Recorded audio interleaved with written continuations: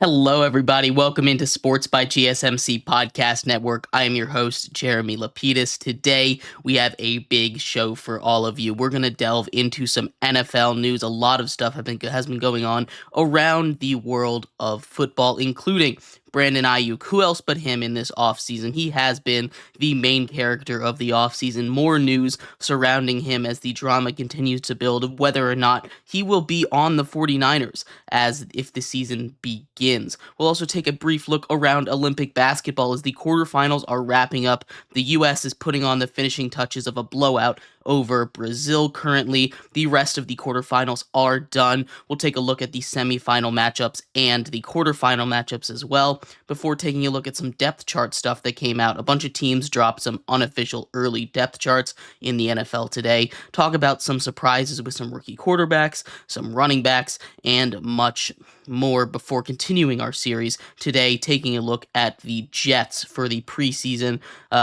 preview and also taking a look at their offseason and giving them a grade.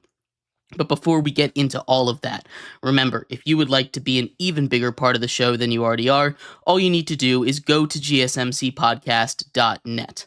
Leave a tip or donation with a message in it. That message should pop up on the bottom of the screen for you, me, and everybody else around the world to see.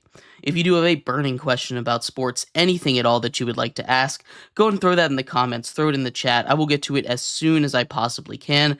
I appreciate everybody for sticking around, talking some sports with me here on a beautiful Tuesday afternoon.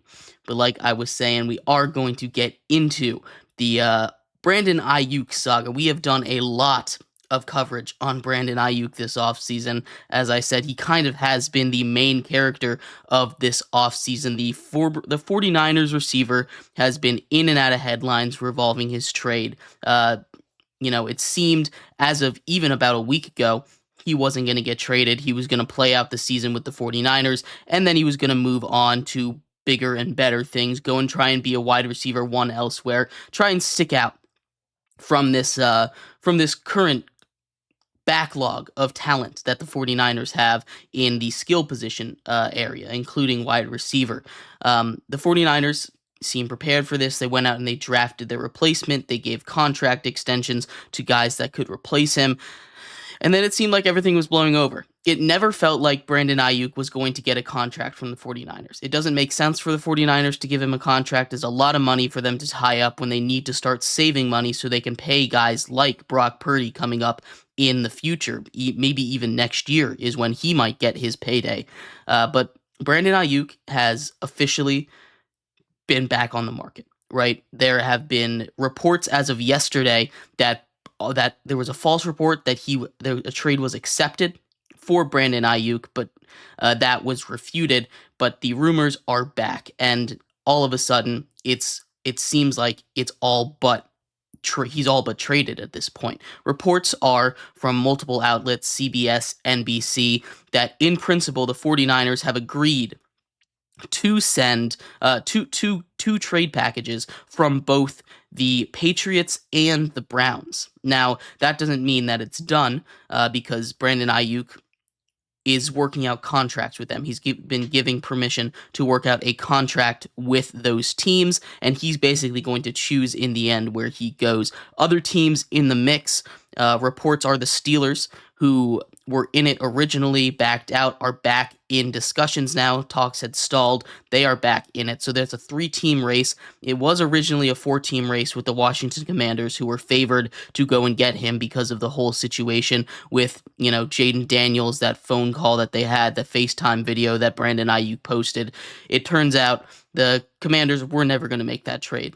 From what it seems like, and this is not confirmed, this is just some rumors that have been put out there, the kind of package that the 49ers are looking to get back, regardless of what you also have to pay Brandon Aiyuk on top of what you're going to give him, includes a top wide receiver to replace him.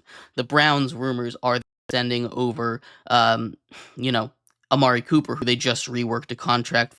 He's up at the top of the list, making $20 million. That's still less than Brandon Aiyuk is probably asking for. The Browns reportedly have him in the offer.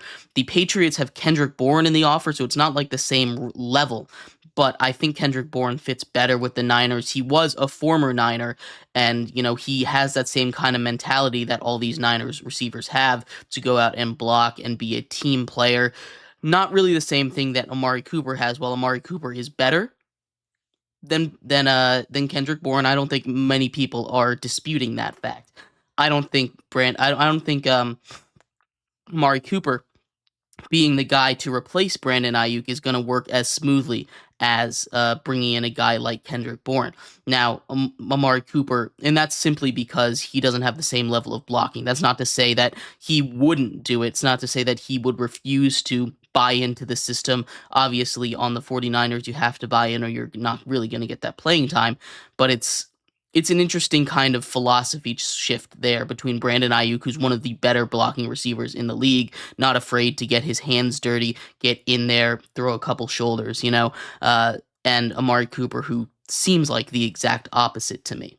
Now, if I am Brandon Aiyuk and I get to choose, because in all reality, he does get to choose.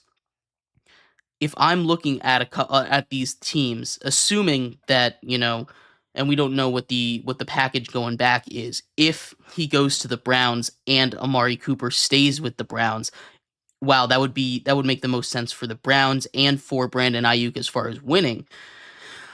I feel like where Brandon Aiyuk wants to go, and is a place that he can be that number one receiver. And if Brandon Aiyuk goes and joins a wide receiver room with Amari Cooper, he's not going to be that clear-cut wide receiver one.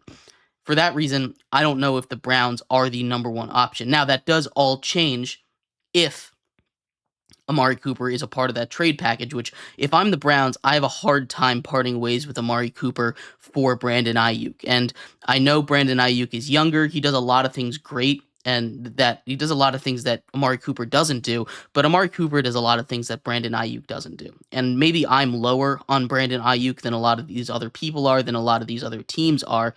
But Brandon Aiyuk, when I look at him, he doesn't scream, to me, elite number one receiver. And to a certain extent, neither does Amari Cooper. But I'm still taking Amari Cooper over Brandon Aiyuk. His ability to be a true wide receiver one has been proven. As far as Brandon Aiyuk, I don't know what he's going to do when he has to go up against the number one cover corner and go up against double teams, because he's going to be that guy that gets that attention if he goes to a place like New England. And I think that's what he wants. I think he wants to prove it. And I think he has all the skills. He's a great route runner. He's got great hands. His concentration on the ball is insane.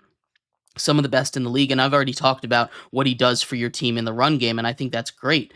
But as far as him being a guy that's worth $30 million, we went over that list, I believe yesterday. Actually, we went over the list of receivers making over $30 million after Tyreek Hill signed his deal. He doesn't fit into that list for me. You put him around that $20 million mark, I'm fine with that. That's not what he is going to be looking for. He's looking for something more along the lines of that $30 million, of that Justin Jefferson money, which no team is going to pay him Justin Jefferson money. But if someone pays him like Amon-Ra St. Brown money, maybe that's fine. Just right around that 30 million, 28 to $30 million mark, I feel like is fine. It's an overpay for him. But that's what it's going to come down to. Who gives him the money, and if the money's the same, who he would rather go to. Now, if we're taking money out of this and just looking at best fits, we're going to throw all three teams in there, not just the two front runners, the Steelers as well. So three teams: the Browns, the Steelers, and the Patriots. I think the best fit for him is probably the Steelers. He goes into a system that, while the quarterback play isn't the greatest, none of those three teams have the greatest quarterback play, right? You can maybe say on paper the Browns have the best, but Deshaun Watson hasn't been the same, and there's no signs showing that he ever will be good again. Honestly, I don't believe in him, and maybe that's because he's a bad person, but that's besides the point in this conversation here. The Steelers have their whole quarterback situation with Russell Wilson and Justin Fields between who's going to be the quarterback there. And there's some promise there. I mean, you talk about Russell Wilson. He still has the arm talent. He just didn't have, he didn't have that offensive line in Denver, and everything just kind of went down in Denver. Not I think a change of scenery is really going to help him. Justin Fields has a lot of promise as a passer and a runner in that system as well, although that's going to be a little more run heavy. And then you get to New England, and they have a rookie quarterback in Drake May, who doesn't sound like he's starting off that well in camp. Jacoby Brissett sounds like the guy. He might even be behind Joe Milton, although we'll talk a little bit about that in the depth charts in a couple segments since that came out.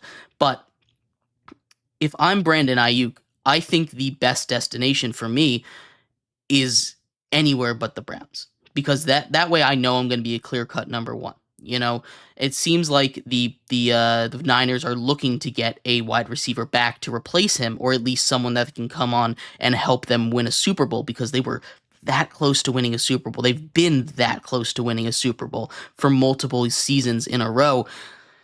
You know, just falling short every year recently. But this is a team that's looking to compete. They're not looking to get first round draft picks, although I'm sure that would be nice.